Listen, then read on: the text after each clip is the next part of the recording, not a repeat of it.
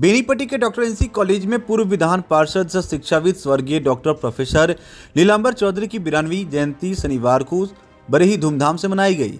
कार्यक्रम का उद्घाटन दीप प्रज्वलित कर किया गया, जिसमें बिहार सरकार के समाज कल्याण मंत्री मदन सहनी, बिहार संस्कृत शिक्षा बोर्ड के अध्यक्ष मृत्युंजय झा, कामेश्वर सिंह संस्कृत विश्वविद्यालय के कुलपति लक्ष्मी निवास पांडे, पूर्व एमएलसी डॉक्टर दिलीप कुमार चौधरी, बेनीपट्टी के एसडीओ सारंग पानी पांडे, डीएसपी अमित कुमार, बीडीओ महेश्वर पंडित, पुलिस इंस्पेक्टर सह थानाध्यक्ष शिव शरण शाह, मुख्य पार्षद मंजू देवी, ईओ गौतमानंद, वरिष्ठ जदयू नेता संजीव कुमार झा मुन्ना, जदयू के प्रखंड अध्यक्ष प्रदीप कुमार झा, जदयू नेत्री सीमा मंडल, भाजपा के नेता प्रोफेसर मदन कुमार कर्ण, समाजसेवी Rupan Shah, knowledge development kindergarten academy के director Dilip Kumar Jha, Mithilanchal pride public school के डायरेक्टर कामनी मिश्रा आदि शामिल हुए।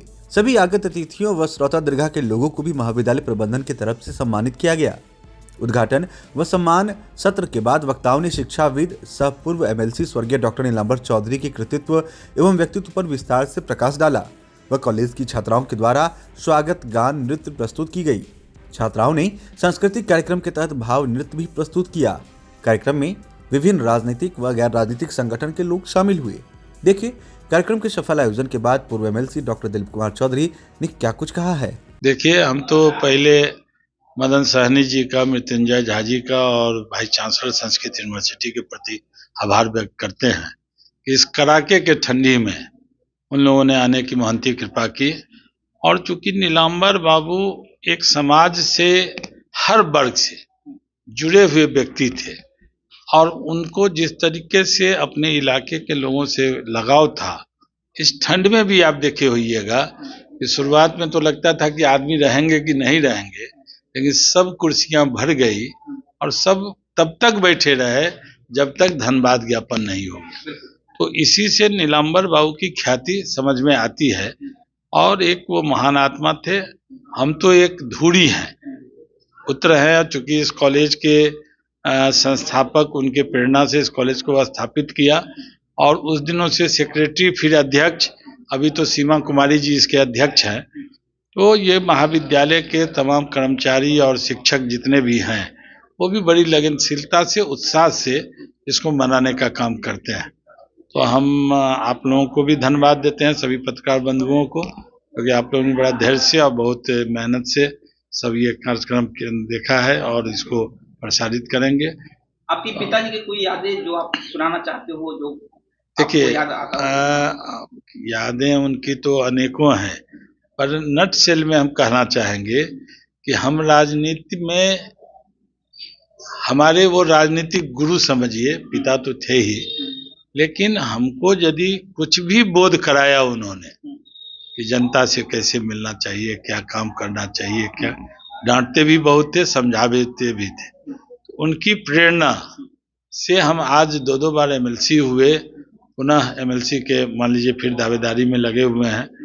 तो माने उनका हर क्षण एक अभिभावक पिता पुत्र का संबंध जो था, वो उससे कहीं अधिक मुझे व्यक्तिगत रूप से वो राजनीति का उत्तराधिकारी मानते थे और हमेशा कुछ न कुछ उन्होंने सिखाया ही, कभी उन्होंने गलत राह नहीं दिखाया। बहुत शालीन सभ्य आदमी थे और समाज के प्रति उनका बहुत बड़ा दायित्व रखते थे और समाज में कैसे मुझे करना है वो भी समझाते थे। तो अब उनका क्या याद, तो सारा उनका तो जीवन ही एक याददाश्त है, वो तो नीचे से ऊपर गए हुए हैं।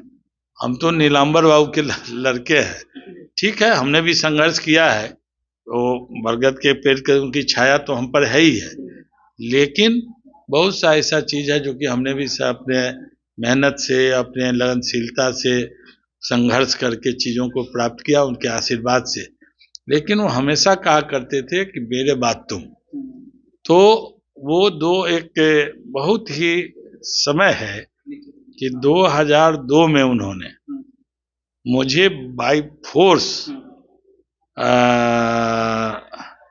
मंगवा लिया सर्टिफिकेट नॉमिनेशन करने के लिए। अच्छा। लेकिन चूंकि उनके बहुत से काम को हम देखते थे, चुनाव में लोगों से संपर्क में रहते थे, लोगों की आवाज थी कि नीलांबर बाबू इसके बाद आप। तो हमने उनको बहुत समझाया परंतु वो मानने के लिए तैयार नहीं थे। अब कारण उनके अंदर में जो भी रहा हो, फिर हमारी माँ थी, तो इन लोगों ने, हम लोग बैठे और उसके बाद हमने कहा कि नहीं, ये काम नहीं करेंगे, कन्फ्यूजन होगा, नॉमिनेशन करेंगे, इसीलिए इसको छोड़ दीजिए। बहुत समझाने के बाद वो एग्री किए इस पर। एक बहुत बड़ा वो हमारे लिए एक समय था। भावुक हो रहे हैं आप।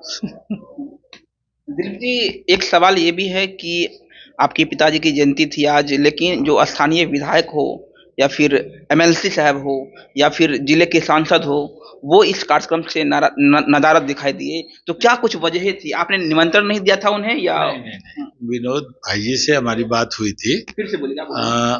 विनोद नारायण झा जी से मेरी बात हुई थी, वो बाहर थे और उन्होंने कहा था कि हम उपस्थित नहीं हो सकेंगे, इसलिए क्षमा चाहते हैं। अशोक जी से बात हुई थी, उन्होंने जरूर कहा था, लेकिन माननीय सांसद हैं, किसी कारणवश हो सकता है, ठंडी भी था, और चूंकि ये जो समय होता है वो बड़ा माने कार्यकाल जो होता है सो बड़ा ये रहता है, तो कहीं व्यस्तता होगी जिस कारण वो उपस्थित नहीं हो सके। लेकिन फोन पर उन्होंने अपनी मुझे शुभकामना दी है, और जिनको भी दिया था हमने सबको निमंत्रण दिया है। विधायकों किसी कारण से नहीं आ पाए होंगे। घनश्याम ठाकुर भी एमएलसी जो आने हाँ, की तो बात चल रही थी, मैंने अरुण शंकर प्रसाद मंत्री की आने की अरुण बात चल रही थी। शंकर जी 100 परिवार चले गए हैं अयोध्या। अच्छा। उन्होंने मुझे फोन करके सूचित किया और मैंने कहा जो कि हम नहीं उपस्थित हो पाएंगे, कि वो सारे परिवार के साथ अयोध्या चले गए। और घनश्याम जी क्यों नहीं आए तो हम नहीं बता पाएंगे। उन्होंने कहा था कि हम आएंगे, लेकिन पता नहीं कोई व्यस्तता होगी जिस कारण से नहीं आए होंगे। क्या ऐसा भी है कि बीजेपी में कई खेमे हैं जिस गुटबाजी की वजह से? देखिए, मुझे तो कोई खेमा नजर नहीं आता है। अब गुटबाजी जो भी हो तो लोगों के व्यक्तिगत अपने आचरण में होता है। हमारे लिए ना कोई गुटबाजी है और न हम किसी का अहित में कोई बात करते हैं। हमारे लिए तो माननीय है, सभी सम्मानित हैं। हमारा धर्म है कि हम लोगों को आमंत्रित करें, आना नहीं आना उनकी खुशी है, उसमें हम कोई टीका टिप्पणी नहीं कर सकते हैं, क्योंकि वो व्यक्तिगत मामला होता है किसी को आने का नहीं आने का, तो उसमें कोई टीका टिप्पणी करके हम अपने संबंध को खराब नहीं करना चाहते हैं।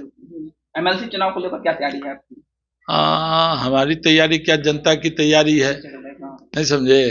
और जनता जिस तरीके से स्नेह और प्यार दे रही है और चारों तरफ जो आवाज आ रही है, मुझे लगता है कि इस बार का चुनाव माने हमारे पक्ष में रहना चाहिए। ये सब जनता का स्नेह और शुभकामना रहेगा तो निश्चित रूप से विजय होंगे। उनका स्नेह शुभकामना नहीं रहेगा तो जो होगा सो देखा जाएगा। धन्यवाद।